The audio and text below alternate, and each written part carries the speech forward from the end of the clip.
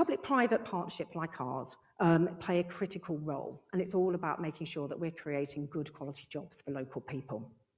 But that means that we need to think about education and training. It's about making sure that we're providing access and communication. Huge amount going on. But also, we need to recognise the strengths, the phenomenal strengths we have in our region.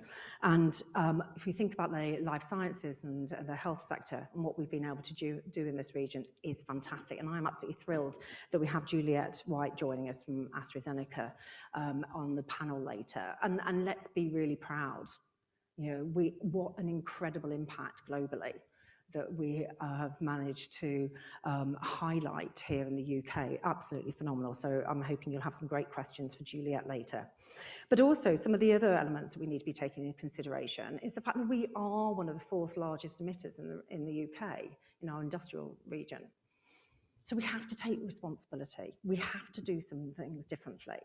And we have Adrian here from NSERC, who actually I'm really excited to hear from Adrian because, you know, he is leading, he's doing the firsts. And all of us, I'm sure, have had the odd glass of wine or gin. Being able to manufacture a glass in a way that is very focused on net zero is incredible recognition of the technology and the shift and the creativity. So we'll hear from Adrian later as well.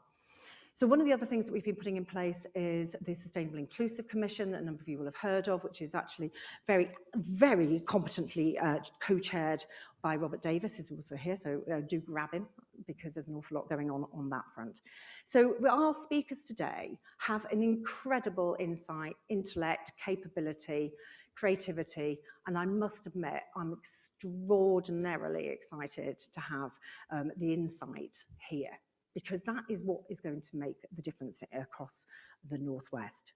Because we've made huge commitments to hit net zero by 2045, and there's a lot going on, but it is urgent. You know, we do need to make sure that we are doing this very fast, efficiently, effectively. HyNet, that is such a brilliant announcement today. We've got other firsts as well, and I'm glad I'm not talking about that in theory now. It was a desire, but now we can say it's going to happen. We've also got the first hydrogen refueling station as well. So lots of firsts happening in Cheshire and Warrington. There's also an opportunity for people to invest. We've got £1 billion worth of portfolio investment in the region, which again is impressive because you do need money to make these things happen. So working very closely with our investors is also a critical step in the path to achieving net zero. So we've got the knowledge, we've got the expertise, we've got the opportunity to become a world leader in zero carbon energy, innovation and technologies to be able to reach net zero. But we recognise it's a massive challenge. And I think we need to have some very honest conversations about how difficult it's going to be. And I think we need to have honest conversations about the choices we are individually going to have to make. And let's make those choices, because that's really, really critical. And we can start to challenge ourselves and each other to make some of those choices. And I encourage you to do that. So one of the things that I really hope from today is that you take even one nugget from one of the conversations that will be happening today. And if it makes you rethink one of the activities that you do on a weekly basis, if it makes you think about one of the visions or the thoughts that you've had and thought, actually, no, I could do this. I could put this into action. If it even makes you think, actually, I'm going to join that group, or I am going to lobby on that, or I am going to shout a bit louder, or I am going to make that phone call. Can I really encourage you to do that? Because I really hope just one little nugget and each one of us taking one thing away from here is really, really critical. So I enjoy today. I am extremely excited that we are going to be hearing from, and let me give you a little bit of a, get you excited. So we're hearing from Sir Dieter Helm, who's the chair of the Natural Capital Committee. We're also hearing from Caroline Rush, who is the CEO of the British Fashion Council. We'll be hearing from Jamie Christen from the Chester Zoo, from Juliette White from Astrazeneca, and from Adrian Curry from NSERC. People who are living and breathing this journey. who will really be able to share a huge amount of what is going on. So what I would like you to do in the first instance is, if you haven't, is to go onto Slido. So if you could join at slido.com, hashtag 531524, and we have a few questions for you.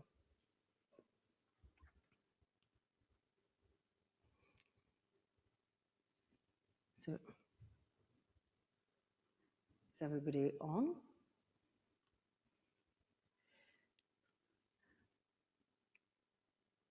I can't see. Is anybody nodding? Is everybody, has it come up? Yeah, okay. That is good. Everybody all right virtually? Where's Nicola? Okay, hiding over there. So, does your business organization have a sustainability or ESG target? I'll give you a moment to answer that.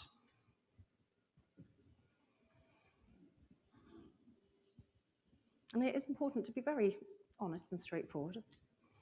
It doesn't say, would you like one? It says, do you?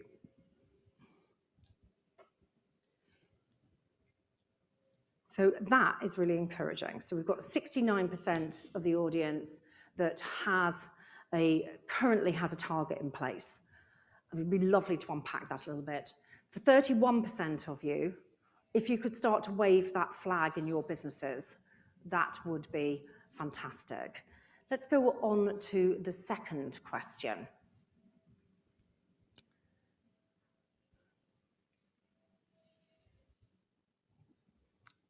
Which is your business already adapting and innovating to achieve net zero goals?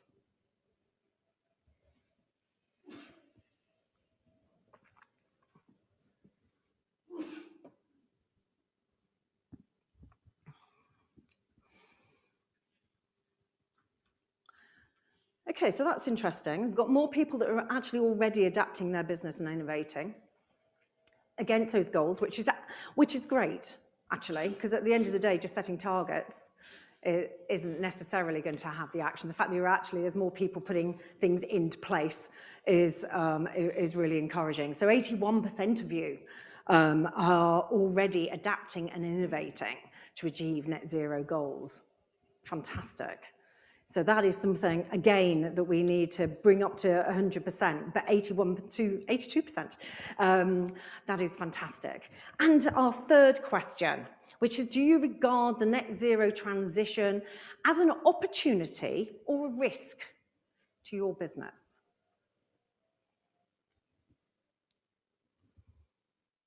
Now, what I'd love is the time for us to get into discussion groups now and actually unpack this a little bit, but we are going to do that hopefully on another occasion, because we do absolutely want to hear from everybody, both on the room and virtually, in terms of what's on your mind. How can we support? How can we make sure that we're putting in place actions and activities that are enabling us to get through to the net zero goal? So the fact that we've got 95% of people seeing that as an opportunity has to be embraced and has to be celebrated. And actually, as we're starting to think about our new commercial models and how are we pricing things, how are we thinking about making sure that we're supporting consumers to make some of those choices is really, really important. So thank you very much. There will be an opportunity to do some more polls and Slido moments shortly. But also, if you want to raise any questions as we go through, please do also put them into Slido when you have the opportunity. So before we start the video, I'm conscious that some of you that are virtual, if your broadband doesn't enable you to have sound, then we will be sharing the video afterwards. So that we will put online. But absolutely thrilled that we have Sir Dieter Helm, CBE, who's the Professor of Economic Policy at the University of Oxford. He's also working very closely with government on natural capital and our targets, our approach and our goals there. And so it is a huge influencer on some of the activities that we need to be making sure that we're taking into consideration with the natural capital agenda. So if we can put the video on, that would be marvellous. As the LEPs think about the scale of the challenges in front of them, the environment has changed a lot. The big legislative changes have already been put in place or are being completed, and it's a whole new world out there. The driving force is net zero, and the idea that within the space of 28 or 29 years, we are going to transfer an almost wholly fossil fuel dependent economy into one that uses very little, and any carbon that it uses will be offset to create that net zero result. 29 years is pretty quick. And think about a bit further, we're supposed to get to 78% along the way in 2035, and that's 13 or 14 years ago. I don't think there's any transition of economy apart from peacetime to wartime on a scale like this and on such a short timetable. Of course, it won't actually crack climate change if we get to net zero, because net zero refers to territorial carbon production, that's stuff produced here, stuff produced in your local area, and it doesn't take any account of all that imported carbon and all that stuff we buy and trade with countries like China, India, and so on. So if, and I suspect it's a matter of when, we get to focus on carbon consumption, which is our true carbon footprint, rather than just territorial carbon production, the scale of the challenge I've described is even bigger than it might currently seem. And to put it in a bigger perspective, since carbon is a global problem, doesn't matter where the emissions are produced, you have to bear in mind that after 30 years of trying, every single year since 1990, including last year during the lockdowns, 2 parts per million were added to the atmosphere. Yes, 2 parts per million last year during the lockdowns and the peak of coronavirus, and every year preceding that. And the concentration of carbon in the atmosphere is the only number that actually amounts to explaining the causes of global warming, the greenhouse effect, and all the things that we're currently worried about. So it's huge, the challenge, and the amendment to the Climate Change Act in 2019 was what put that on a statutory basis and gave it a whole new set of urgencies, and is reflected in the carbon budgets that are driven through by the Climate Change Committee. So the climate change challenge in its own right is huge, but there's also the biodiversity challenge. We've been destroying the invertebrates on a colossal scale. Everyone can see the damage that's been done to our natural environment. The rivers are not in a fit state for the 21st century. There are big problems with air quality. There are waste issues, and all of these add up together to be a broader environmental challenge to protect our natural capital. And these things will be under statutory targets as and when the Environment Bill gets royal assent, hopefully by the end of this year. Those statutory targets will be set next year. And then on top of all of that, the environmental requirements for our natural environment, the 25-year plan, and the climate change targets, we have a wholly new agricultural and therefore land management subsidies regime as a result of the Agriculture Act, and we're about to have, or we've always been promised, we're about to have major changes to planning law as well. So for any LEP, the scale of the change in front of them is enormous, and it's this local dimension of the national components that really counts. And when we turn to the local bits, if you look at the climate change side of this and the emissions side, what's apparent is that our big problems lie not so much with power generation, with how we generate electricity. We've cracked quite a lot of that. It lies with heating, particularly domestic household heating. It lies with transport, and it lies with the emissions from agriculture. So transport and heating are the main sources of emissions now, but agriculture is by far the largest relative cause of emissions. Why? Because it's only about 0.5% of GDP, but has a measured 11% of total emissions, and that does not properly include the emissions from soils and peat. Just as a kind of rule of thumb, the soils have about 3 to 4 times the amount of carbon in them as the atmosphere. So what's under your feet really does matter when you're walking around your local area. So agriculture is the lowest hanging fruit. Its economic significance is very, very low, and therefore, if changes have to be made, the impacts on the overall economy were quite limited. A heating issue, local by definition, and of very great cost. It's all very well for governments to get terribly excited about phasing out gas boilers, for example, but perhaps they're not quite so excited about the cost to each individual householder of installing alternatives, whether it be hydrogen networks, heat pumps, or direct electricity supply. I think it's fair to say that the heating problem is, when it comes to actual practical policy, half-baked at best. Easy to have ambitions and targets, a lot harder to work out how you're actually going to do it. And on transport too, it's local transport.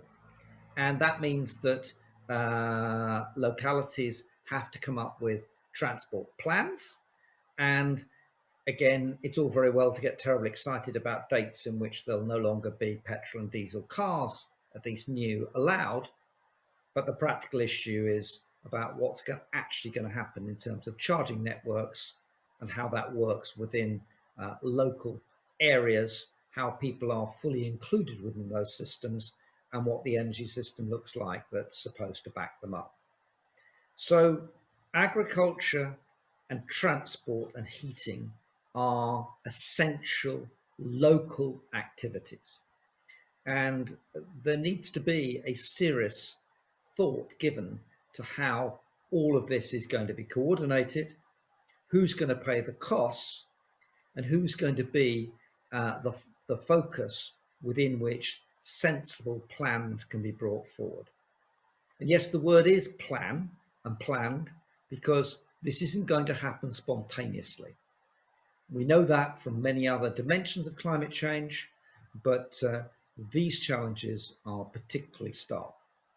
And again, when you think through things like the heating requirement, it's pretty hard to work out how every flat can have a heat pump and how this is going to be done in built up areas.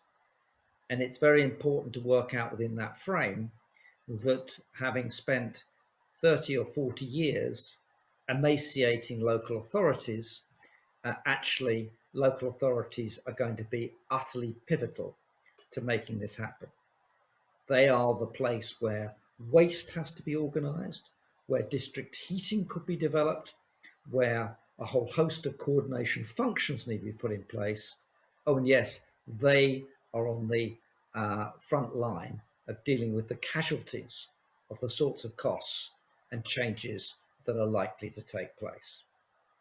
Unlike Europe, which has a thriving local government, where local government still has large-scale utility coordination functions, our local authorities have been stripped of many of their core activities, starved of funding, and suddenly when we need them most for addressing climate change, we discover that the capacity to handle this is somewhat limited. So local heating, transport, and land use, making sure planning fits in this framework. Yes, and sorting out offsetting, how to use the land to soak up more carbon, how to do all of this in a way which fits with the 25-year plan and therefore isn't a kind of carbon silo, but brings into consideration physical and mental health, water issues, air quality issues. This is a very, very complicated set of problems on an extremely short timetable. But, that's the opportunity. That is the position we work from, and that's where we can think through a much better way of using our natural resources, of bringing natural resources and people together, of yes, improving mental and physical health, and enjoying that natural capital for us now. But of course, it's our duty to make sure the next generation inherits a set of natural capital at least as good as our own. So not only do we have to do this now and quickly, but we have to make sure the next generation has decent natural environments and a climate which makes life habitable and enjoyable. So there's a cornucopia of opportunities out in front. There are massive challenges. The timetable is so tight that everyone's back's against the wall, and local planning is absolutely crucial to this, and that's where the LEPs fit in. So good luck to you. Thank you for listening.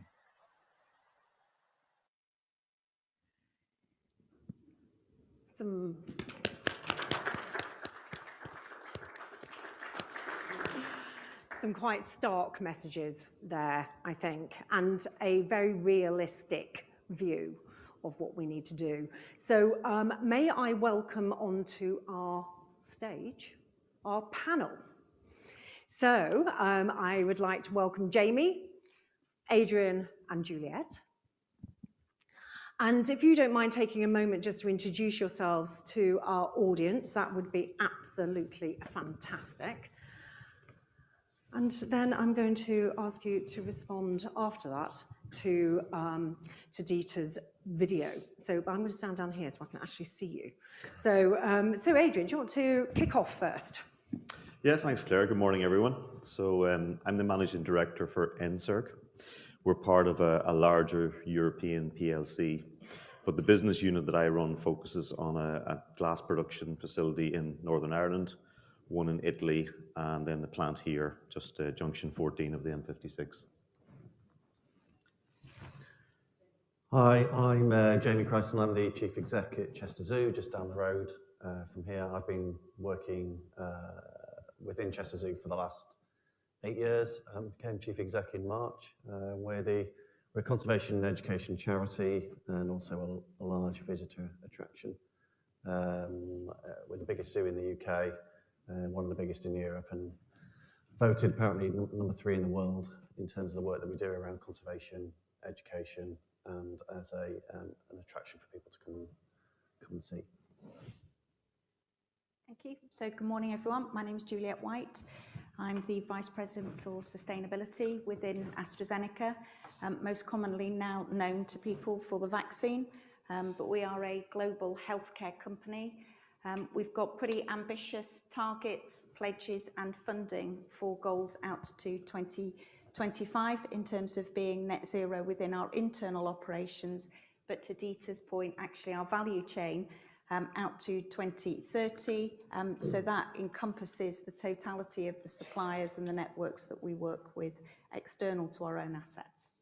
And Juliet, if you're speaking, would you mind continuing and thinking through, in the first instance, your response to what Dieter had to say there? So I think there's kind of 3 things that come to mind, Claire. I sit in the healthcare sector, so I work for a pharmaceutical company. If you put the healthcare sector in its totality together, so you think about us as patients, going to hospital, the drugs that we might take, all of the things that wrap around that, that equates to about 4.4% of the global greenhouse gas emissions.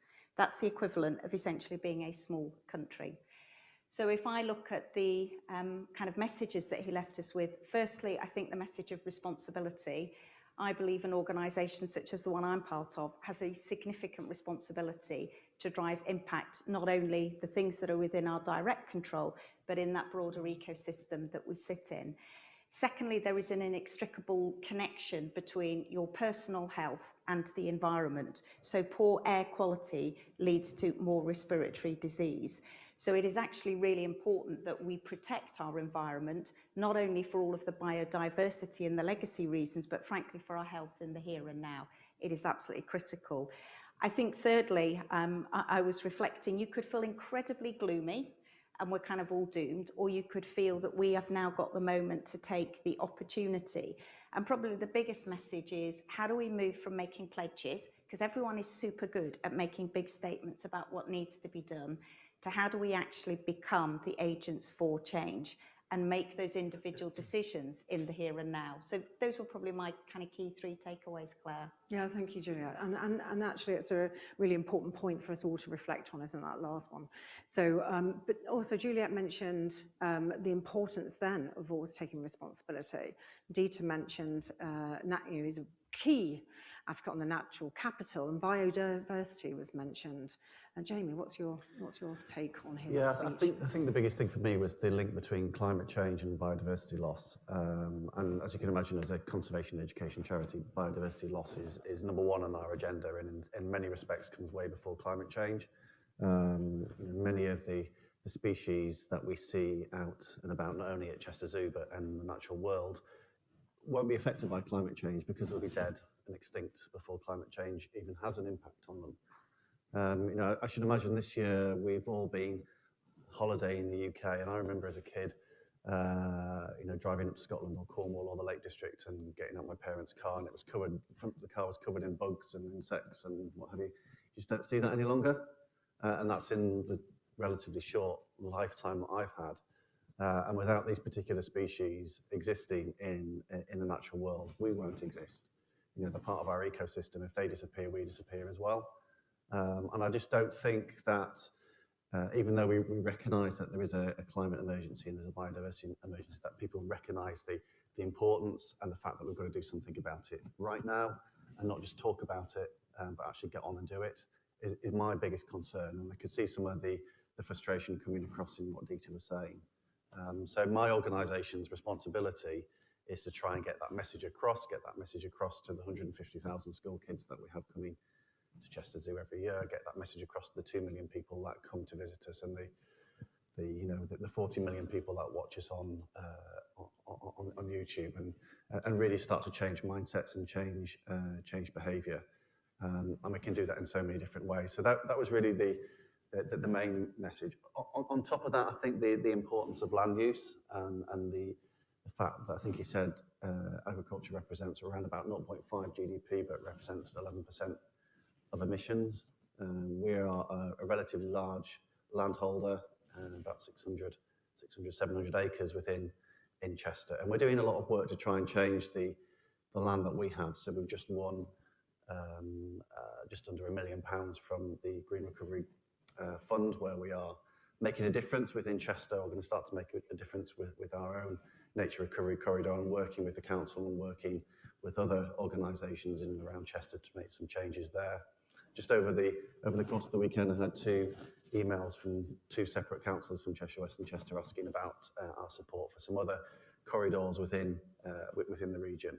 And we've developed our own nature reserve, and we want to keep on doing more and more. So land use and the impact of agriculture on our society, on emissions, is massively important to us, and I think Dita mentioned that quite a lot. I was just thinking about what Juliet said, maybe we all need to take personal commitment. But what you just said in terms of, sometimes it's really important to visualise, and driving along the motorway and not having insects on your windscreen really makes you realise the difference in that 20 or 30 years. doesn't it, in terms of, actually, this is a big change. We need to take this very seriously. And sometimes it does need visualization. That's a really good example. So, Jamie, I know you're doing a huge amount with the zoo. So thank you, because it is, as Juliet said, it's about organizations taking responsibility, but actually inspiring people all the way through. I had no idea you had 40 million people going online. I mean, that's 40 million people you are already influencing, which is fantastic. And Adrian, I can imagine listening to what Dieter had to say, and I have to say, having been in our sort of our most carbon emitting industrial cluster, Adrian, what was your take? Yeah, well, I think Dieter framed it very well. And if I take it back to our company, we make glass bottles. We also are the only company in the world that fills them on site. So we take wine from all over the world, beer, soft drinks, cider, whatever it may be. We fill them there and we distribute them on behalf of our customers and consumers. So our footprint is generally recognized as being one of the best in the industry. Our company was taken over 6 years ago by a new owner. And during that time, we've invested probably close to 350 million euros into our business. And we turn over about 500 million euros today, and we employ 1,000 people locally. And we're in a product that generally is seen as being quite sustainable. So when you step back, you go, okay, as a business, we're actually in a reasonably good place. But then you think forward and you think, wow, I mean, the reliance that we have on hydrocarbons is very significant.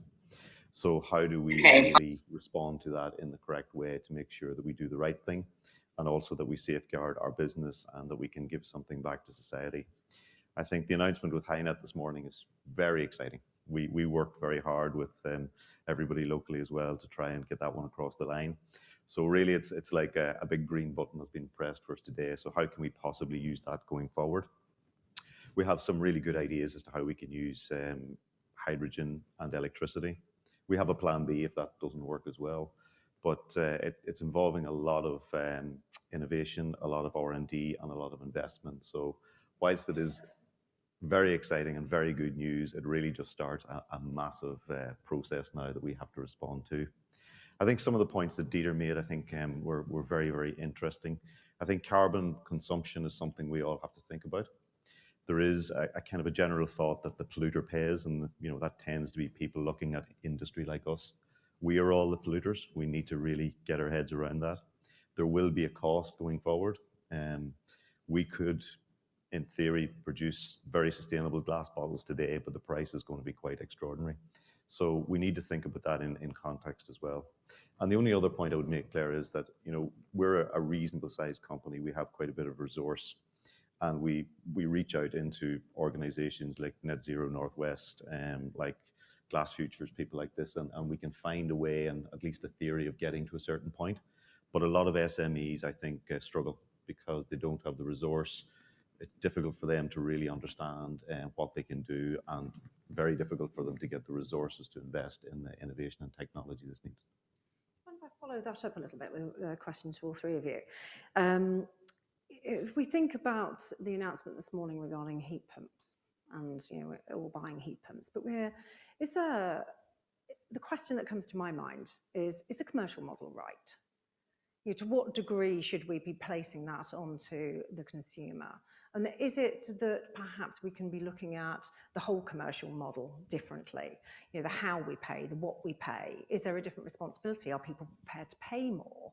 Should we have more transparency around the supply chain? If you think about how, where, why, and at what point do you pay? Do you pay up front, or should you pay as energy is produced? I'd be really fascinated to get your views from your particular mindset, whether that's NSERC, consumer business, Jamie with the zoo, and Juliet yourself with the talking about the transparency of the supply chain. To what degree should we be rethinking the whole model when it comes to the commercials to enable action? So, can I stick with you, Adrian, on that? Yeah, sure. Yeah, I think for me, it is a really key point. We see the announcement on heat pumps, which I think we have to welcome, but there are 22 million households in the UK, and quite a large number of those households will have to have some level of retrofit, be it windows, heat pumps, insulation. And I just think the economic model today doesn't support that. I think the timelines, the need we've identified, the timelines are very challenging. I think innovation and technology, if it's not there today, it will respond. But I think the commercial side of it is huge, Claire. I don't have answers for you. I see the huge spike in energy recently has affected our business very significantly. We are trying to pass that on, but the time scale to pass it on and the willingness of customers and consumers to pay is a big challenge. Yeah. And Juliet, what's your thoughts? So I think the reality is nothing's going to come for free. So actually, it all has to be paid for at some point. Certainly, the large global organisation that I'm part of, I think the transparency across the entire supply chain. I work in a company where our supply chains are entirely global, and if they're not going to survive. So the reality is that I think it is both paying at source, it's paying at consumer and endpoint, but I think there is a responsibility from an innovation perspective. The UK and the Northwest is a really strong innovator. The UK has a fantastic track record of innovation. So I think there is something about, are we investing in innovation accurately? And are we driving and saying that we're going to put our money there and innovate at scale and innovate at speed, rather than many of the actions are about kind of reduction and removal. The question is, if we were better at the avoidance in the first place and went in at the beginning of the hierarchy, ultimately, if we don't do all of those things, we're going to pay for it through compensation, because we're going to be investing biodiversity, we're going to be investing back in forests to sequestrate the carbon. So money is going to have to come in somewhere, and I think it has to go across the full value chain. Yeah, I think that's a really interesting point. I'll come to you in a moment, Jamie. Can I just remind you to go onto Slido and put your questions into Slido? And then I am hoping that I will see the questions as they come up. So any questions that you have, please put them into Slido. Jamie, what's your thoughts in terms of the commercial and economic models? Yeah, I think, similar to what Adrian was saying, my biggest concern is the fact that these announcements that government make feel to me a little bit clickbait. That announcement comes out every couple of months about something that's going to change, but there's no master plan, there's no strategy, there's no understanding of the realism about the urgency of the situation, and there's no forward thinking. So if we're talking about in 8 years' time there'll be no petrol, diesel, hybrid cars, everything will be electric. How is that actually going to work? And that's a very short timescale for that to happen. It needs to happen in that time period, but us as individuals, because it's 8 years away, we just put that on the back burner and wait to see what the government's going to do about it. How are we going to?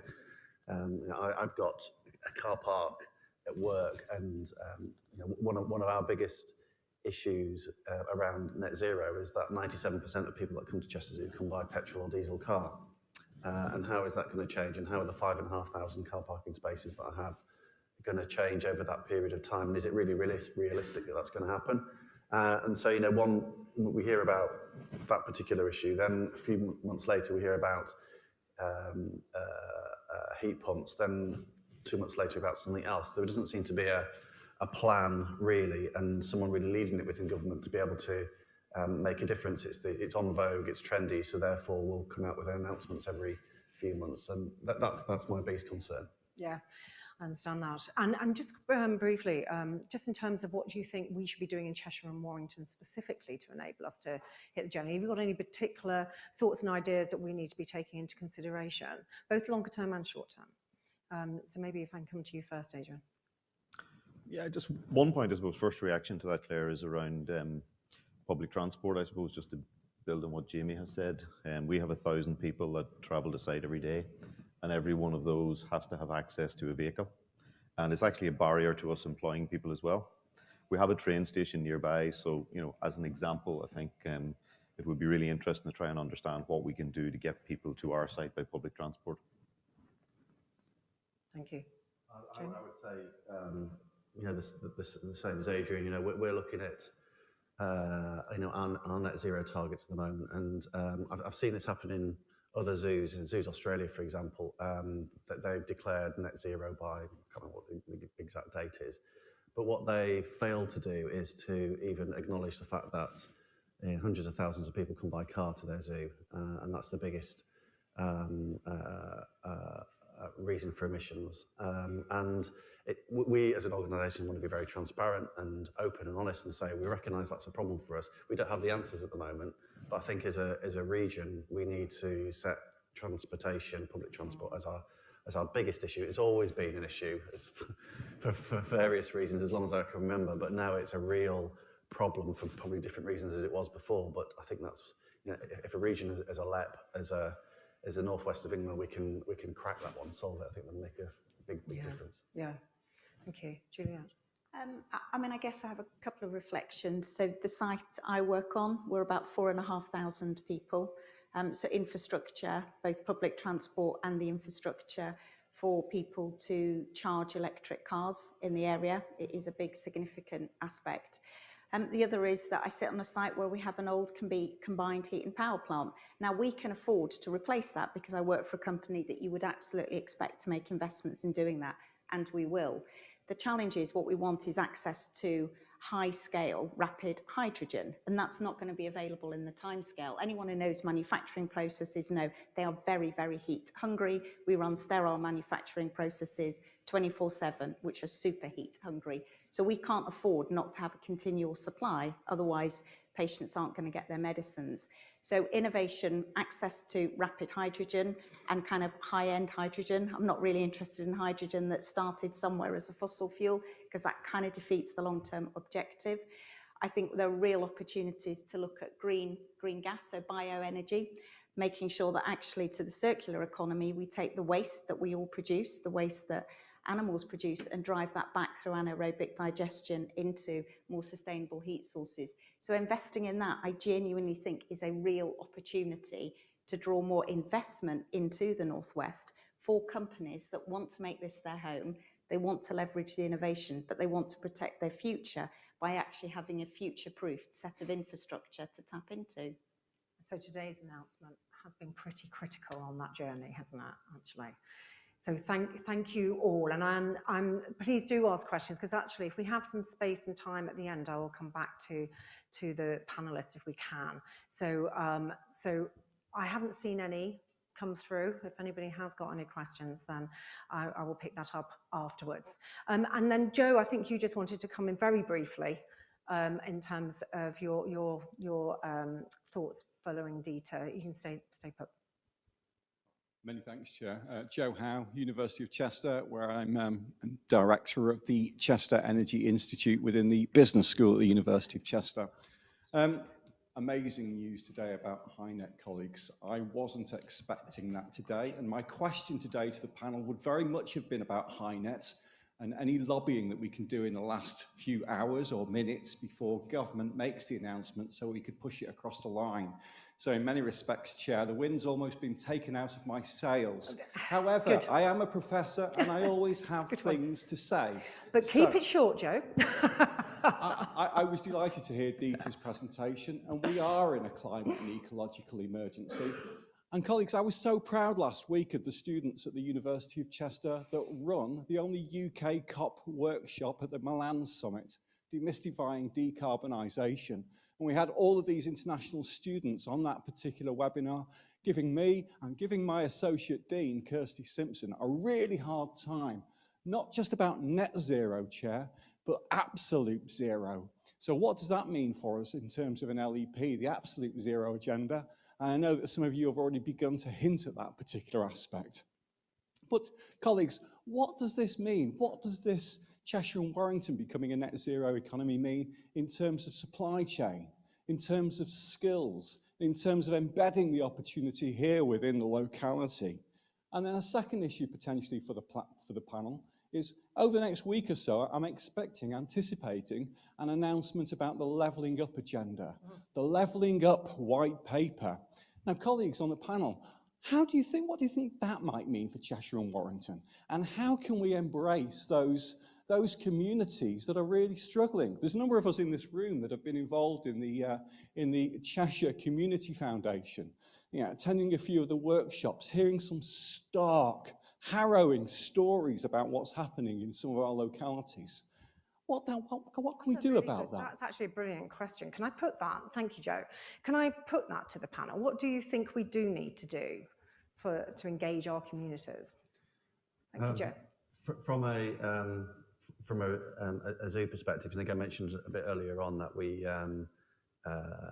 engage with about 150 in a normal year, about 150,000 school children every year, and our board of trustees see education as one of the most important aspects of what we do as an organisation. So, a couple of years ago, we started an outreach program called Safari Rangers, and we now have 8 of them who are out in the community. Some in Manchester, who live in Manchester. Some in Liverpool. Some in North Wales. Some in parts of Cheshire, who go out to schools to teach them about conservation, to teach them about education, to teach them about the very topics that we've been talking about today. And we really do target schools in deprived areas, and we really do target school kids who probably don't have the same ability to be able to understand or be able to get to engage with these sort of issues. I'll give you an example. A couple of years ago, I had a school child who'd come from Runcorn, actually, as part of a class in the school, and I happened to meet them. And I said to him, what's the biggest thing you've learned today? And I was expecting him to give me some answer about a particular type of animal that he'd seen. And he said to me, I now understand what the green and grey box is that sits in mum and dad's back garden. That's full of water. And he introduced for the first time to recycling. And he said, I'm going to go away and I'm going to teach my mum and dad how to recycle. And we gave him some zoo tickets, and 6 weeks later his parents came to the zoo with him, and he's then developed that through his class. And it's those sorts of really small things that, as you said, Claire, that if someone can go away with a small nugget, then I've achieved the job and our organisations achieved the job they want. So that's how we as an organisation are trying to do more in terms of inclusivity within the region. What about Astrazeneca? Sorry, Jamie. What about Astrazeneca? How do you engage with the community? So it's I will share a very personal example rather than a broad company example. So we have engaged in a programme called Girls Belong. Some of you may have seen it as part of the International Day of the Girl, and it essentially meant that I had a young girl from Stoke. I realise that isn't quite in the catchment area, but I'm based in the Northwest, to come in and take over my job for the day. And actually being able to have your job run by somebody else's eyes is incredibly enlightening, because it does 3 things. One is it connects you to the reality of the people who are going to take these jobs in the future. And I kind of think it really makes it much stronger. Secondly, certainly as a sort of a middle-aged mother of 3, it connected me much more with the impact that digitally we need to have. And how do we connect in the sort of social platforms that we know young people are really engaged with today? So are we doing enough as a community to really engage in social platforms? I think thirdly, there is something about, we talk about a levelling up as a north-south issue. I actually think levelling up also exists between how do we narrow the gap between organisations and individuals so that actually we're much more boundaryless in the way that we work. So I think kind of creating that permeability is absolutely key. I realise that's not specifically on a biodiversity or a net zero, but it is making us think differently, and that's what it requires. Key questions that's coming up here, isn't it? What does the panel see students and graduates playing? What role do they play? And they do have a critical role, and as you both just mentioned, it is really important. It's not just about engaging, but they will then keep telling that story and keep telling that story. Adrian, what's your thoughts in terms of the community? Yeah, I'll link it back to something that Juliette said. Hydrogen is part of a solution. The Northwest, I think, generally we're doing a lot of really good things. Let's pull them together and emphasize on that. I think hydrogen today, we're looking at blue hydrogen. I think that's a fantastic approach because it'll get the economies going, it gets the transition underway, and green hydrogen, I believe, is not that far away. So it helps us with that transition. And colleagues in Europe think blue hydrogen is a strange approach and shouldn't happen. We've lots of debates about it. So I think that's really fantastic. I think that then can link into skills, for example. Today I'm now looking forward 5 or 6 years. How can we have our first furnace running on hydrogen? We need the skills today. We need upfront. We need graduates. We need young people to come in and understand it and start to develop this, because it just doesn't exist today. And then that brings me to the overall economic prosperity of the region. And I think all businesses have realised the social responsibilities that we have. I see good engagement in our business. I see good engagement in other businesses. So, let's focus on the economics, and let's then get the businesses with the social responsibility to drive that back into the communities. Yeah. And actually, a number of the questions that have come up really do focus on job opportunities and skills, don't they? How do we inspire people to recognise that there are a number of jobs? We've already identified 6,000 jobs in the green tech environment, which is absolutely phenomenal. But it does need all of us, doesn't it? The businesses to engage, it needs the universities to engage, it needs the schools to engage. So I'm liking that. How do we get everyone to play their part and win hearts and minds? And that's actually such a critical part of this. But I'm going to ask one more question so I can just check to see whether we have Caroline with us when we're ready. Yes, perfect. So one of the other questions that it's just moved. But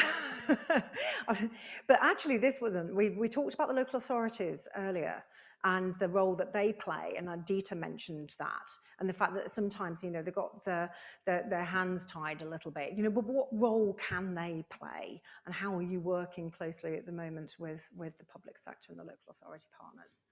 I was just yesterday. In fact, Charlie's here in the room, just in on a call with, it was called, I think, calling it now the Anchor Network for businesses and organisations within Cheshire West, about how we can make Cheshire West an inclusive economy and what we need to do as an authority, as a borough, going forward. And Cheshire West have really taken hold of that, and really impressive people around the table talking about how we can start to move things forward. And there's actually actions coming from that already. I think we only started to meet probably about 6 months ago, and all our meetings have been hybrid, unfortunately, so far. But the types of organisations that are within the borough, who are both public, private sector, and also not-for-profit, are now coming together to make a difference and to try and drive this agenda forward really quickly. There's a really important question at the end. Does the lack of diversity starkly visible in this room have a negative impact on net zero ambitions? And I would say yes, absolutely, it does. So, we really do need to make sure that we are engaging right across our communities, and we all have to take some responsibility for that. I would love for us to continue to have this discussion. So thank you all for joining us today. I'm hoping that not everybody is going to dash off at the end. So if you do have any further questions, that's great. Also, I think what we'll do is, if you don't mind, I'm going to ask for an additional thought here, is we collate the questions. Maybe we could send something out after the event, and actually, even if it's just a couple of bullets, I think people really appreciate hearing your views. So thank you very much for that. So if I may ask you to leave the stage, that would be absolutely marvellous. And but thank you very much indeed.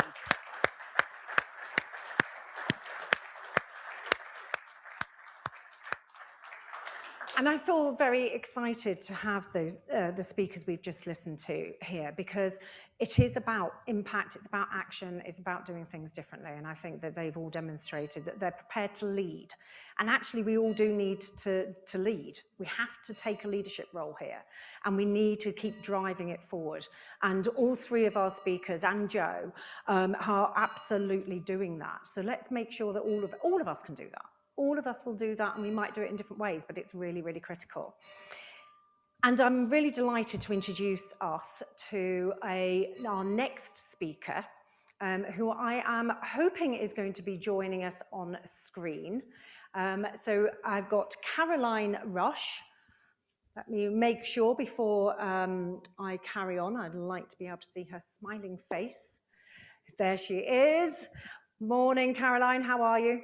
Good morning, I'm very well, how are you? Yes, I am well, thank you. So Caroline is the CEO of the British fashion industry. And one of the reasons why I was so very excited that she was able to join us this morning is, one, actually, is we've known each other for many years, so that's always fabulous.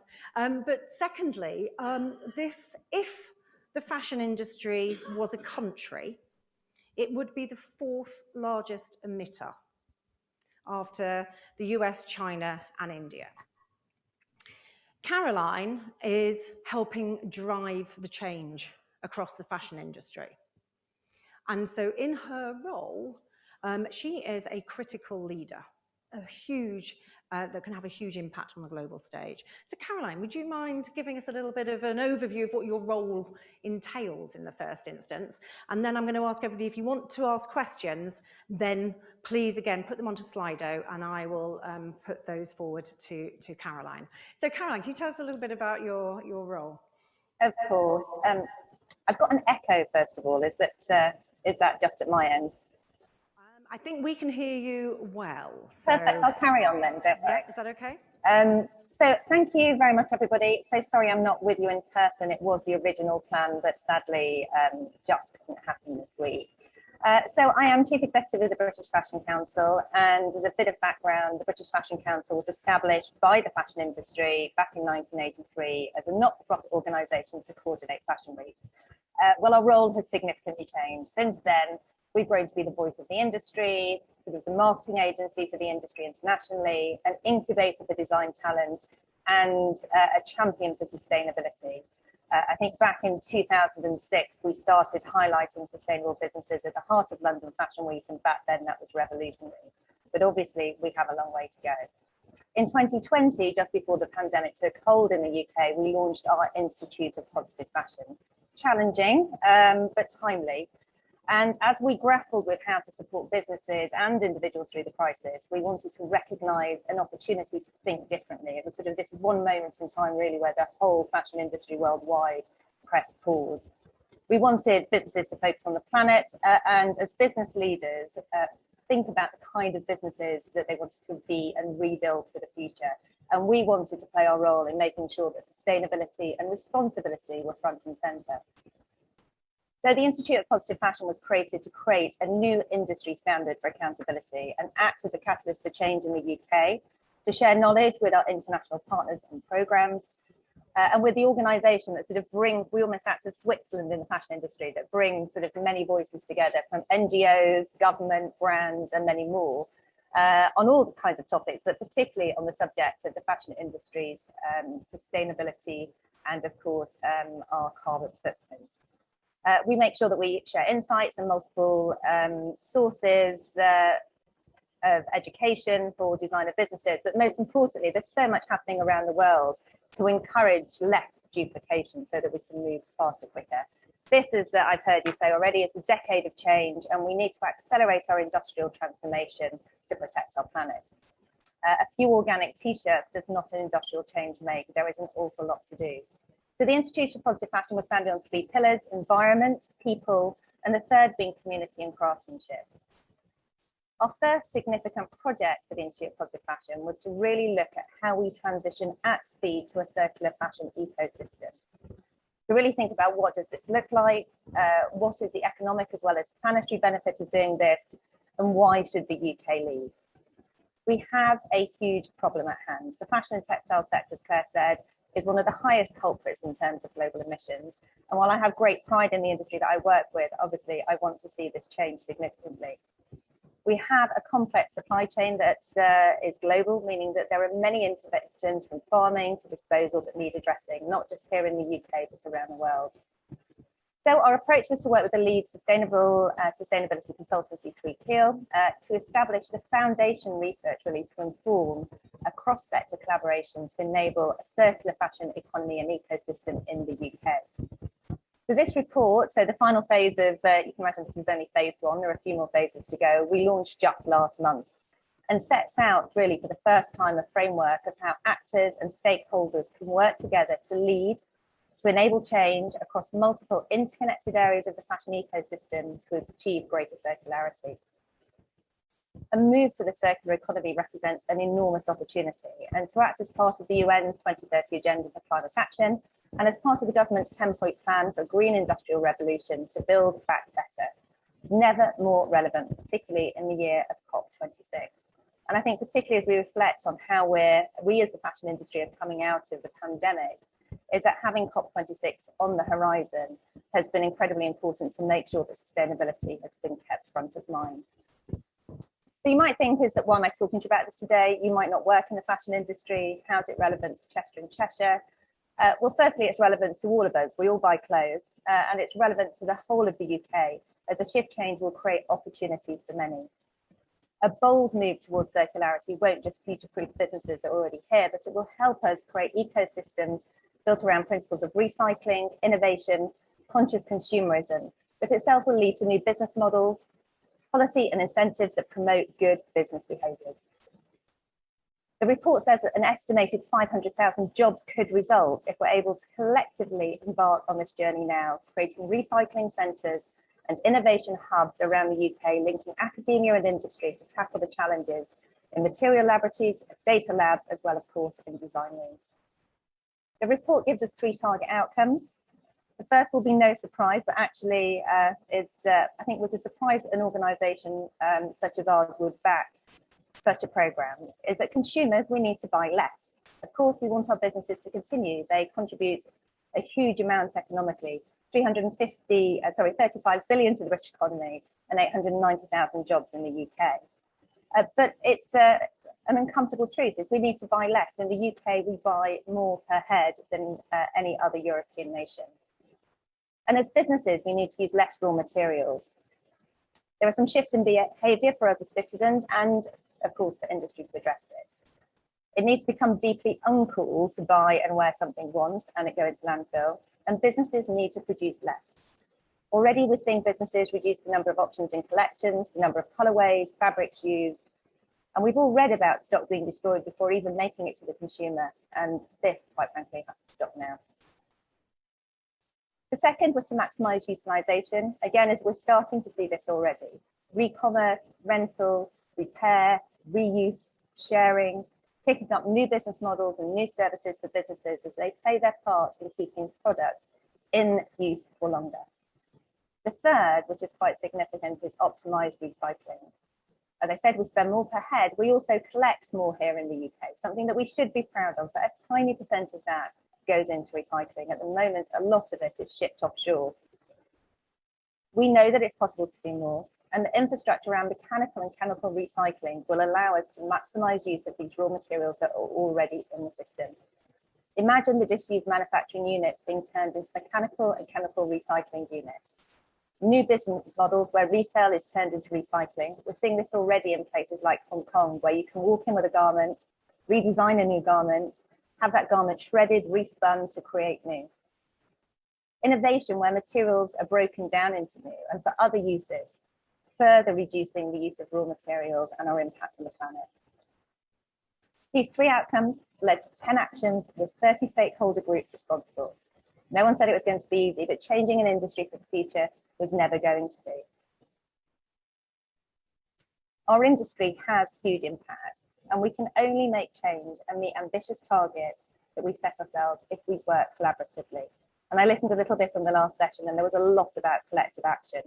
But it is true, we have great players in the industry that are doing great things, but this has to be a movement where all actors play their part. It's clear that one actor in an ecosystem cannot act alone for collective change, and we need industry, government, academia, and all the services that surround it to work together to help make this happen. The report highlights the interconnected nature of our industry that goes far beyond retail or brands and outlines initial steps to enable a cohesive circular system more broadly. And this circular fashion ecosystem project is a story about the role the UK fashion industry can play to help build a world-leading approach to accelerating the transition to a circular economy.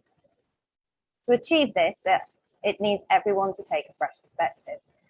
We invite everyone that's part of this session today, of course, to play their part in change, and a very welcome new ideas and new perspectives to help us move this forward quicker. I look forward to chatting further with Claire and, of course, to hearing all of your comments and questions as well. It's an ambitious task, but we're ready to take it on. I like that. It's an ambitious task, but we're ready to take it on. So thank you very much, Caroline. So can I encourage you to put your questions onto Slido in the virtual environment? But while we're waiting for questions, is there anybody in the room that may have a question that you may want to ask? Please let me know. And yes, can we have a copy of the slides? Caroline, is that okay? Yeah, of course, absolutely. You can also get the full report. It's on the British Fashion Council website.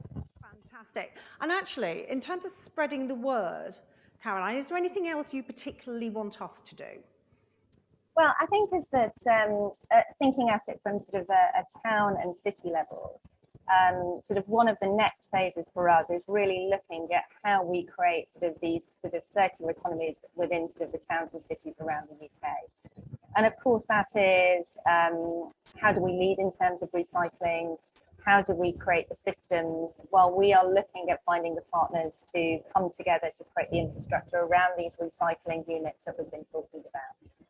We do think that there's an incredible opportunity, and we do think the UK is very well placed for it, is that we have regenerative farming here, we have textile mills still, we have manufacturing, we have fantastic brands, we have retail.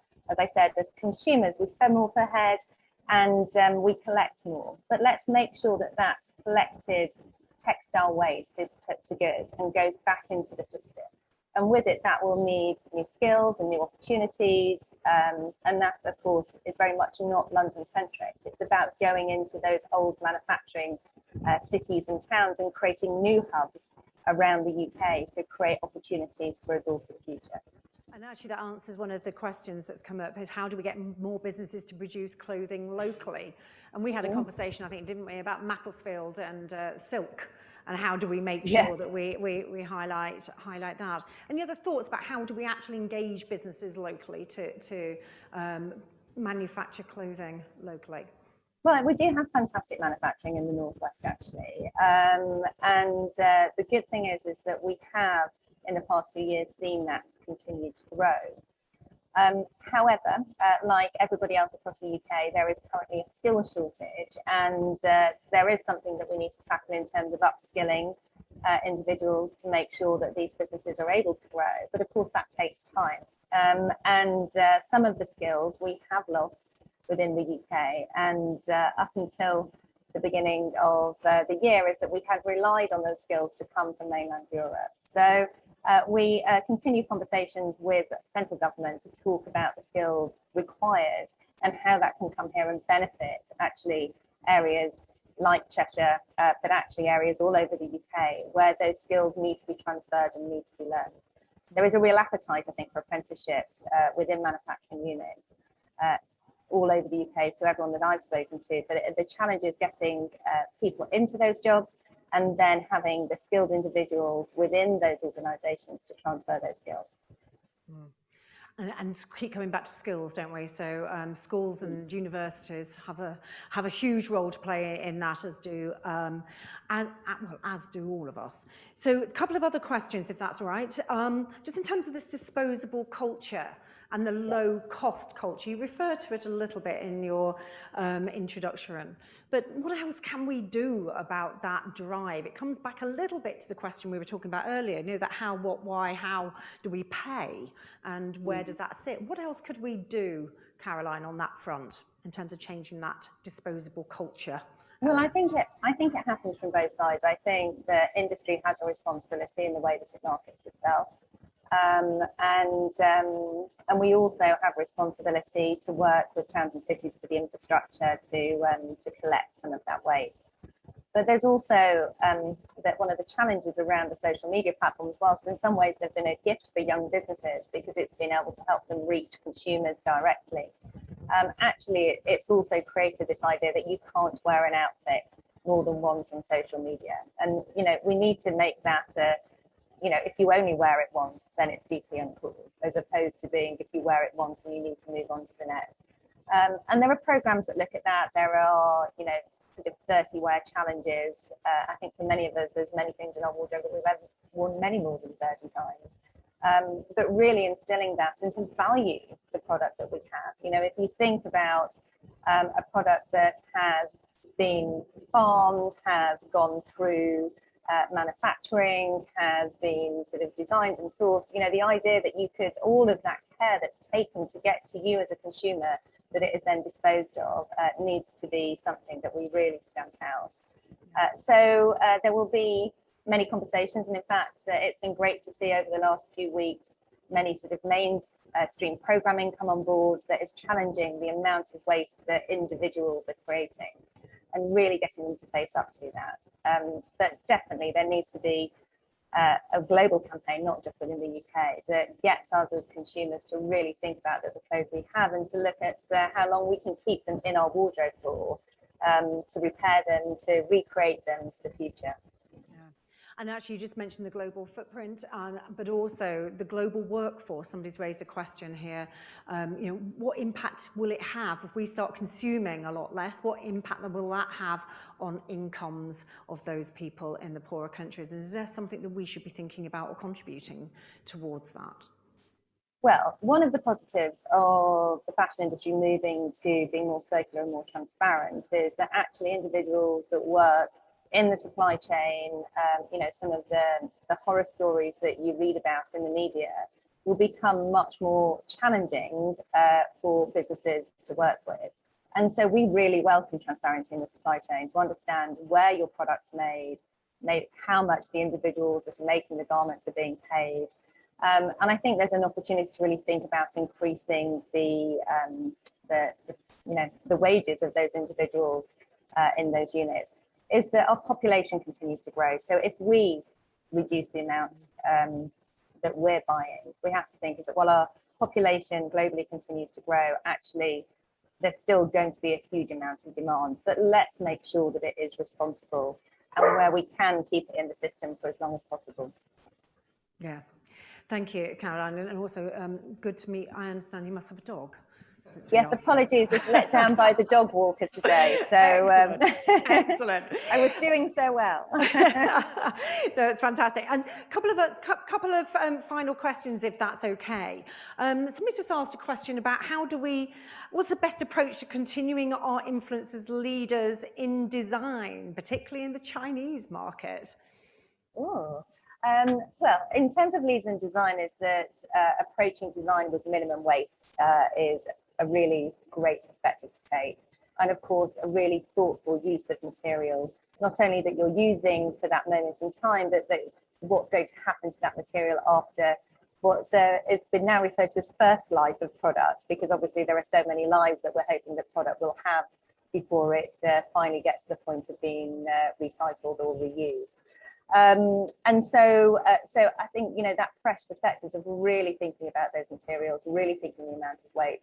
And waste will be created, but what happens to that waste? Is that being then reused or disposed of, or, you know, go to young designers? Is that we work with a lot of young designers that are only looking at building businesses based on materials that have been reused or a sort of byproduct from a manufacturing process. So minimum waste should be the absolute perspective. Of course, is that influence and design influence and really fantastic products, which is one of the great things that we see coming through the young designers in the UK, has fantastic influence. And what used to happen is that young designers would go into the big design houses to learn about how to run their business. What's happening now is that our younger designers are being asked to go into big businesses to challenge the norm, to share their perspectives and share their thoughts. And I think sort of that opportunity to challenge through great design and really fresh perspectives is definitely something that we welcome. Yeah, thank you very much, Caroline. And when somebody's just to bring this back from a global impression to what can we be doing in Cheshire and Warrington, is there anything that you've learned from understanding that circular economy, transparency of supply chain, that we should be considering in Cheshire and Warrington? Well, I think is that one of the questions that quite often get asked when it comes down to town and city level is what happens to the high street.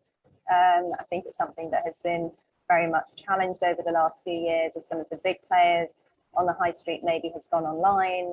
What does the high street look like for the future? And it is actually a really exciting opportunity to find individual businesses that tell that sustainable story, that offer experience. And so what I would do is encourage everybody to play their part in really sharing the insight and information, and also the opportunity for us as consumers to continue to enjoy fashion, but through a sustainable perspective.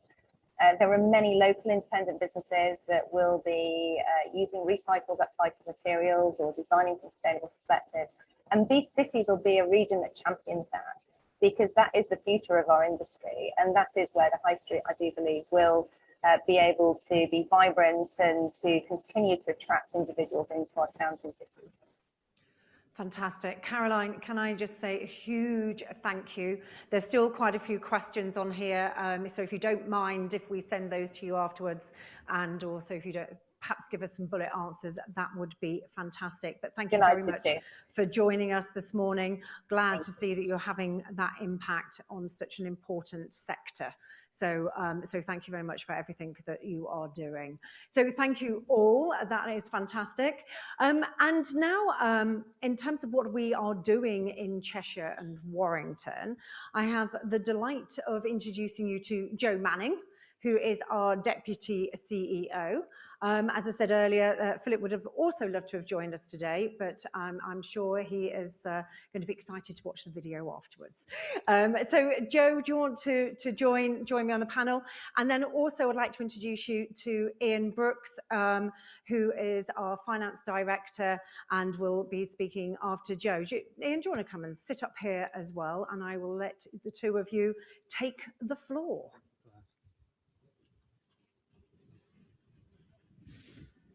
Thank you. And just to extend my welcome to everyone in the room and those joining us online as well. And obviously pass on our best wishes to Philip. I'm sure he'll be well recovered soon and possibly watching the video from his hospital bed. And I do apologise to everyone that you've got the understudy today, but I will do my best. As Claire already said, last year was a year like no other for business. We faced an unprecedented public health challenge, large parts of the economy were shut down overnight, and many of our businesses were subject to repeated lockdowns.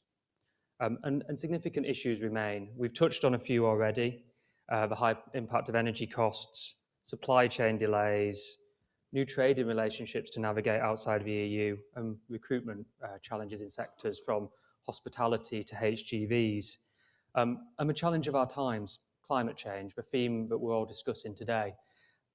I think, as has already been said, against this backdrop, it could be too easy to just be gloomy. And so for me personally, it's been fantastic to have such a warm welcome from everyone, warm welcome to a new organisation, and a warm welcome to a new part of the country as well. And it's great to actually be able to meet some people for the first time in the room today, including Claire. We realised we hadn't actually met in person until this morning. And it's also been great to just hear about the range of opportunities across Cheshire and Warrington. I could be discussing the hydrogen economy or the nuclear sector in the morning, and I can be spending my afternoon on a zip line at Bewilderwood, just testing it out, of course. But what a great place this is with the range of attractions and opportunities across the area.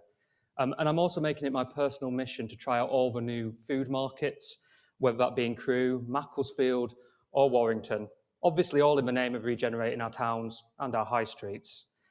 And if I just move on to last year, our work was really framed by our vision. Claire's already touched on this, to be the healthiest, most sustainable, inclusive and growing economy in the UK. And this is really important because I think at AGMs previously, the LEP would have talked more in the terms of productivity and GVA. Now that continues to be important, but it did give us a relatively narrow view of Cheshire and Warrington, and taking this much broader vision with the leadership of our three local authorities, I think gives us a chance to champion all that's great about the place. And now I'll just reflect on a few of our achievements from last year.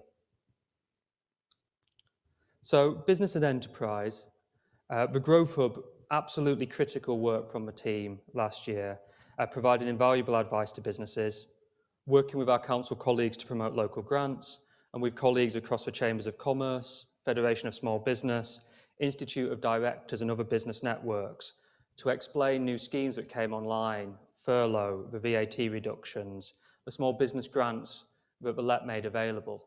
Often last year, things were changing week to week, day to day. The team were on the end of the phone and really helping businesses understand what was happening, even as we were just working it out ourselves.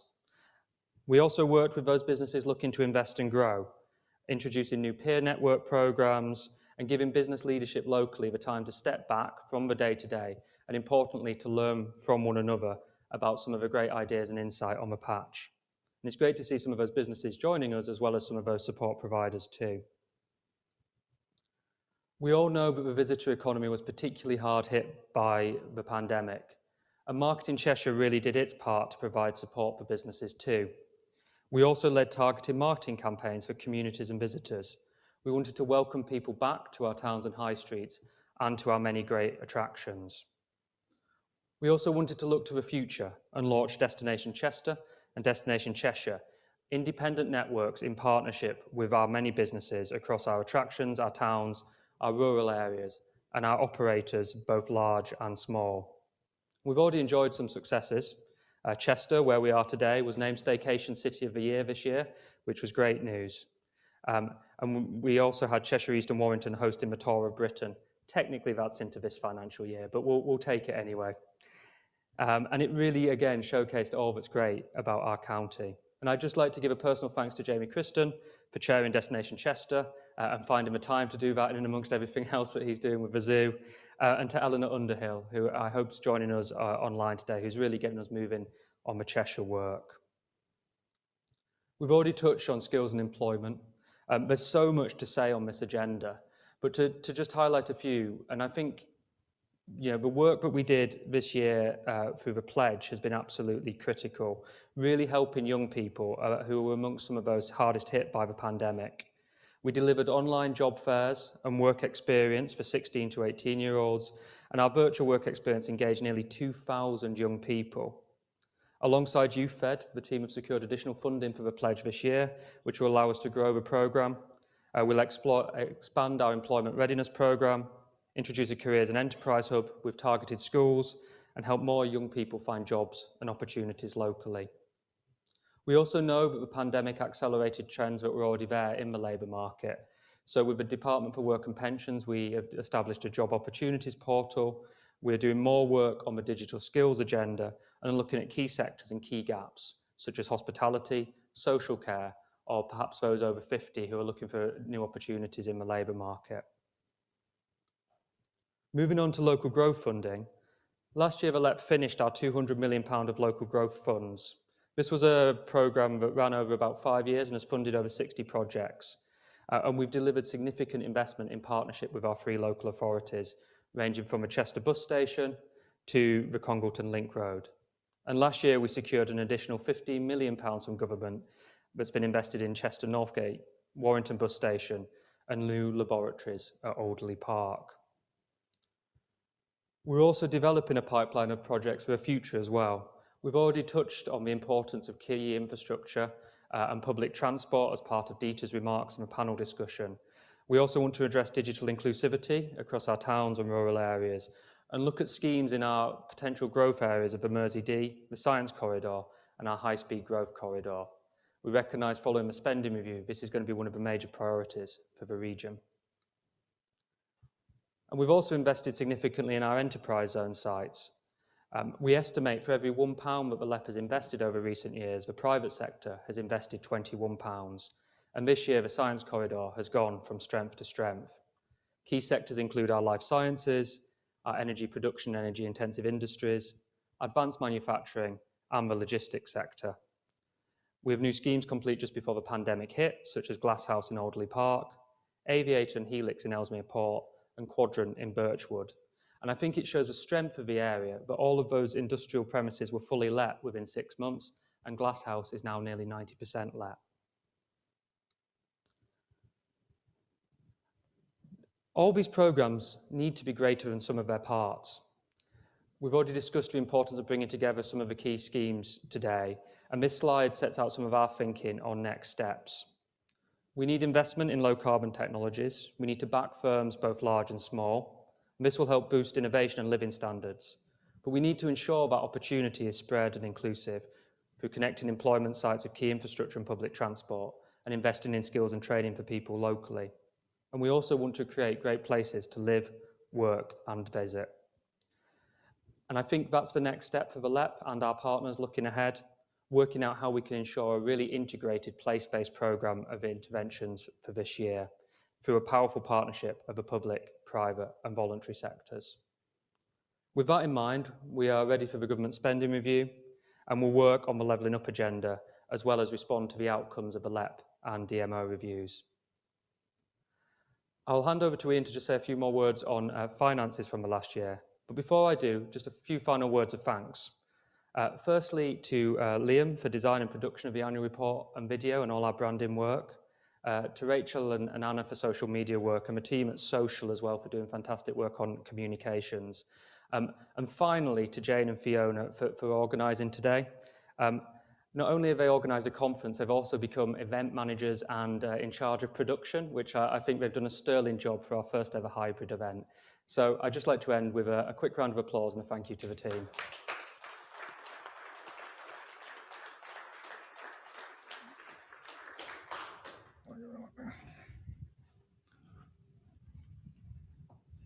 Let's just see what we got. So good morning, everyone, and thanks, Joe. I was just reflecting as you were speaking, actually, the last time I saw a public servant hanging from a zip wire, he went on to become Prime Minister, so I've got really high hopes for you. In the next few minutes, I'll summarise the LEP's finances to the 31st of March 2021, before we show you a short film of some of our work.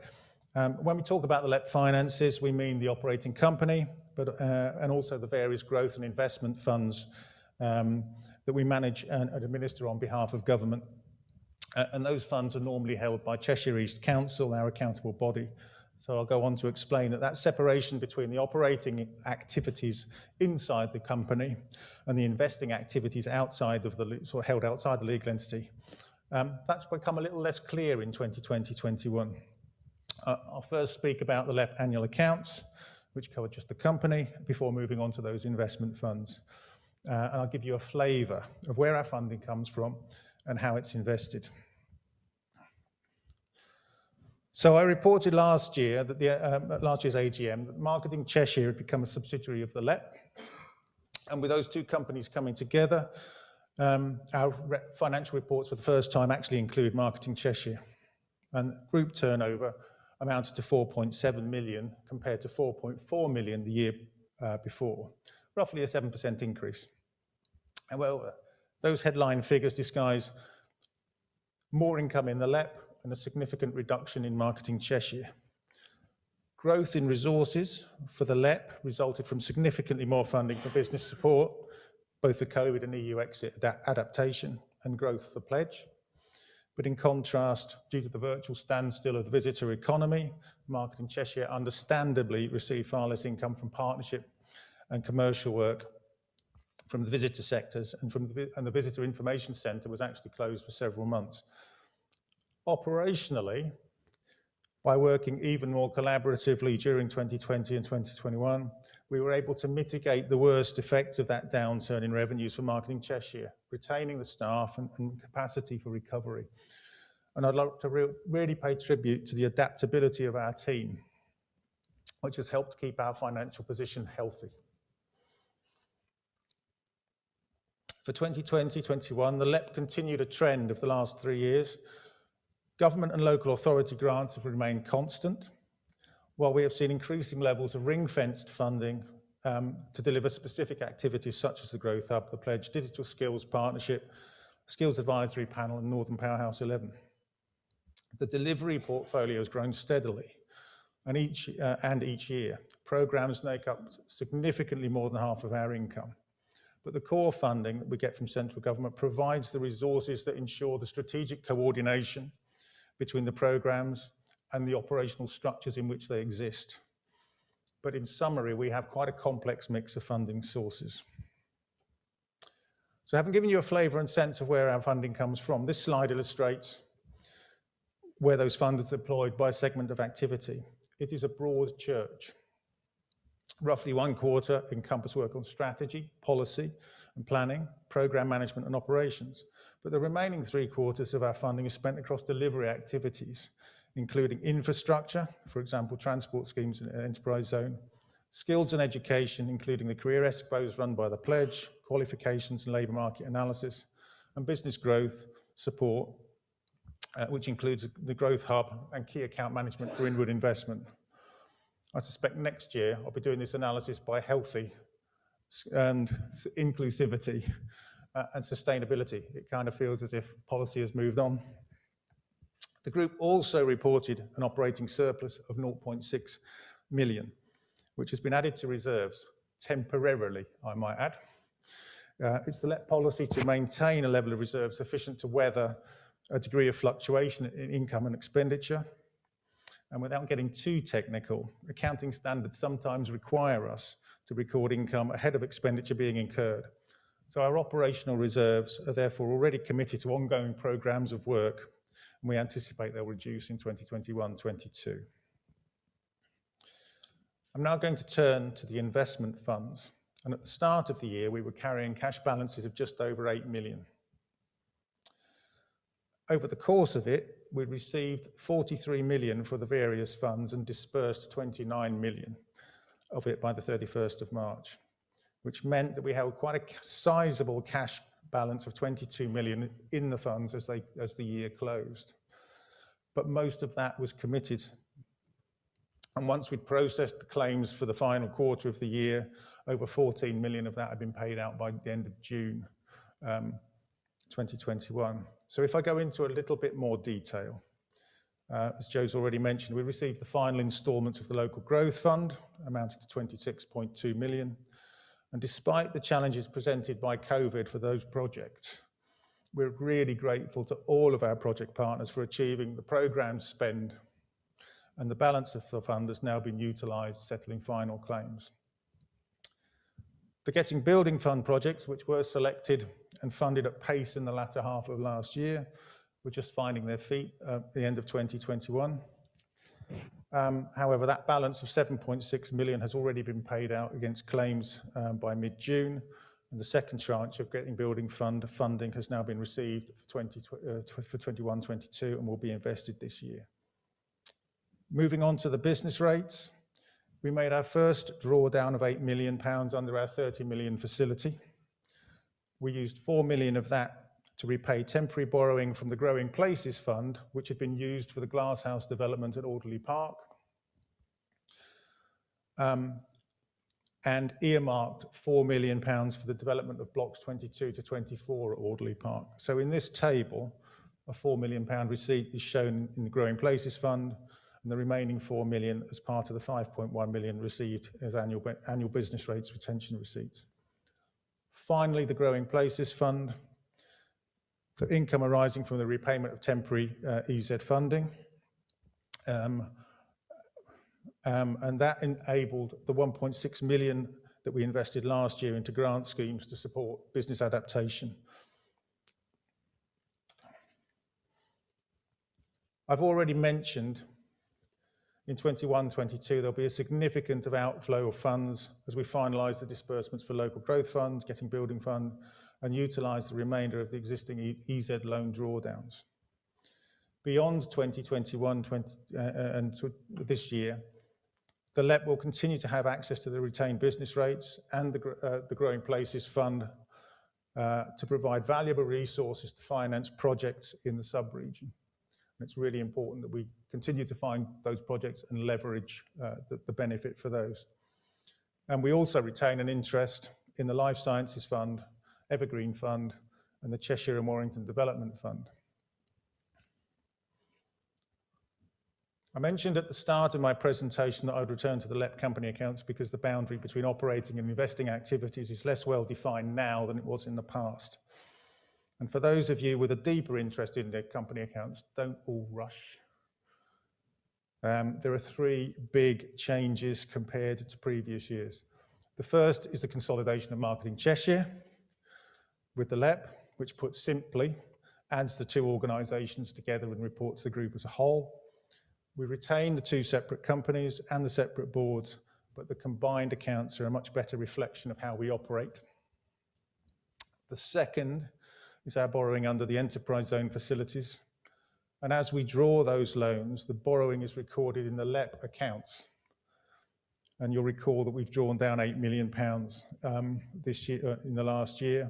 And once that's invested into projects, we create an intangible asset because we expect to receive the future cash flow from those projects coming back into the LEP. And the loans will be repaid by that income. And the third big change is the recognition in the accounts of the LEP stake in the Greater Manchester Cheshire Life Sciences Fund. So the LEP is a partner in the fund. We invested £10 million into it, and that asset is now shown on our balance sheet. And that represents a change from previous years. There are a few questions which I think might be helpful for us to explore for a moment, if that is okay. But what is actually incredible about the video, I don't know about you, but do you feel proud to be part of Cheshire and Warrington? Do you feel, did you get a little bit of a, we are so fortunate to be where we are, and actually let's and we're wanting to invite people in and to enjoy it as well, whether that's just as visitors, inward investment in terms of businesses, and also employees. Incredible video. So thank you very much. It also made me realise quite how much work we've been doing, and you guys have been doing over this last year. So well done to everybody. So I think one of the questions that's really stood out to me is this question regarding our less affluent areas. And as we know, we have seen some of those stark inequalities come to the fore. Is there anything else that you feel that we should be thinking about in terms of how achieving our vision, Joe? Yeah, I mean, the LEP, historically, the work we've mainly done around the less affluent areas is through the work we've been doing with the pledge. And part of the measures we've taken looking into this year is to have this new hub model where we can target some of the schools in more less affluent parts of the region, whether that be Ellesmere Port, areas of Warrington or around Crewe. So we can take a slightly more spatially targeted approach and work with the schools there. We recognise there's more to do because you have to go beyond careers advice to also understand aspiration and opportunity locally. And it takes you beyond just the pledge work and into a wider community-based work. I think there's some hugely impressive charities in Cheshire doing fantastic work at a grassroots level. And I think probably part of what we can do is galvanise and catalyse more of that, linking that into some of the work in our business community.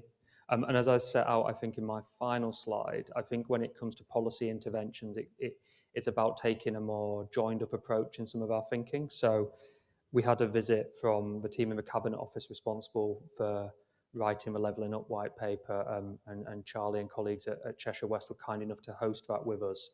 And we took them to see the fantastic opportunities in the Ellesmere Port industrial area and the potential of the net zero cluster. But then we also took them to the town centre. And the point being that we need to make sure that the jobs that we can create, the green jobs of the future, are available for people locally too. And I think that's the next stage. And it's not something the LEP can do on its own by any means. It has to be that partnership with industry, with the public sector and with the third sector. And I do believe it has to be kind of place-based and driven from the bottom up. Thank you. A question here. What are the key challenges the LEP faces in achieving its vision? Big question. I think it's a huge question in terms of just trying to be that healthiest, most inclusive and sustainable. I mean, we've heard a lot today about sustainability and the challenge that faces, but sustainability on its own is, we've seen the links between sustainability and health in terms of air quality. We know that we have within the region some real areas of deprivation, and that's touched on before. But there's some. I think everybody is busy.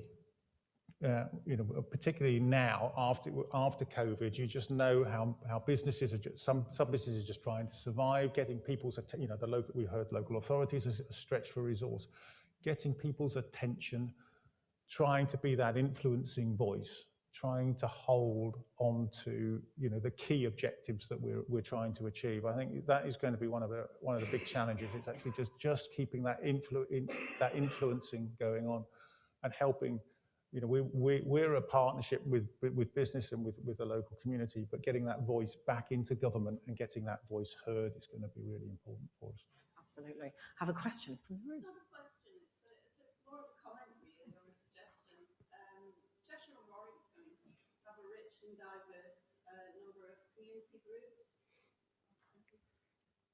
Did everybody hear that? Okay. Cheshire and Warrington have a rich number of diverse community groups. Now, we've been talking today about net zero, the circular economy, and I'd just like to say that community groups have been doing this for years. Regarding biodiversity, we've been out there planting trees on every bit of green, barren land that we can find, wildflowers, acres and acres of them in Cheshire, that we've already planted over the past few years, fruit trees, incredible edible planters for communities to use. In terms of net zero, Chester Community Energy has installed 3 solar arrays on community buildings under a community share offer to raise the capital. So not necessarily grant funded. Yeah. And then you've got other community groups who are redistributing clothes and food and have been doing that for years as well. So I think there's potential for the LEP to include the third sector maybe a little bit more, because these people are volunteers. They're doing it for nothing. Yeah. I think that's a really good point, and there's a lot of work that we can still do in that to encourage that more. I think that's a really, really helpful insight. So, thank you for that. And you're absolutely right. And I think one of the questions on here, and I'm really quite conscious of time, is that is how do we engage key stakeholders? But actually, within that is this massive group of volunteers and community groups, isn't that? So, but we does need to be coordinated and sustained, is the point that Kirsty is making here as well, which is absolutely right. There's a lot of questions.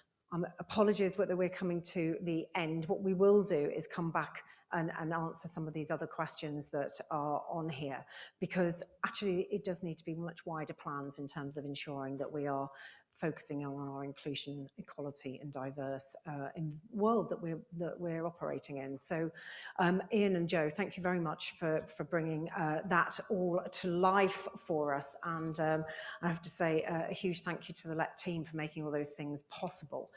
So just very final Slido poll to see if we've actually made any shift in your thinking this morning. And I can't recall what we answered the first time, so I'm sure Jane at the back is going to remind me in a moment. But do you regard the net zero transition as an opportunity or a risk to your business? And I think it was around the region of about 80%. So see whether this has shifted at all in our conversations today. So, so do you regard the zero transition as an opportunity or risk to your business? Still 92% as an opportunity, 8% is a risk.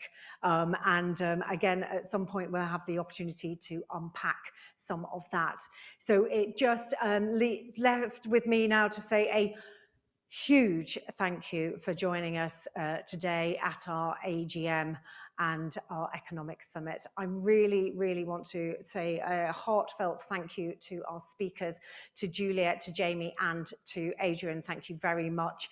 And also for engaging with Dieter and Caroline. So thank you very much for joining us virtually and in the room. It's really fantastic to see everybody. It's really important that we engage with our communities, we engage with all of our stakeholders. Let's really make sure that we do what we can to lead this. All of us are leaders in this. So if we can all take on that responsibility to lead us through to net zero, that would be greatly appreciated by everybody this generation and the next. So thank you very much, and please enjoy the rest of your day.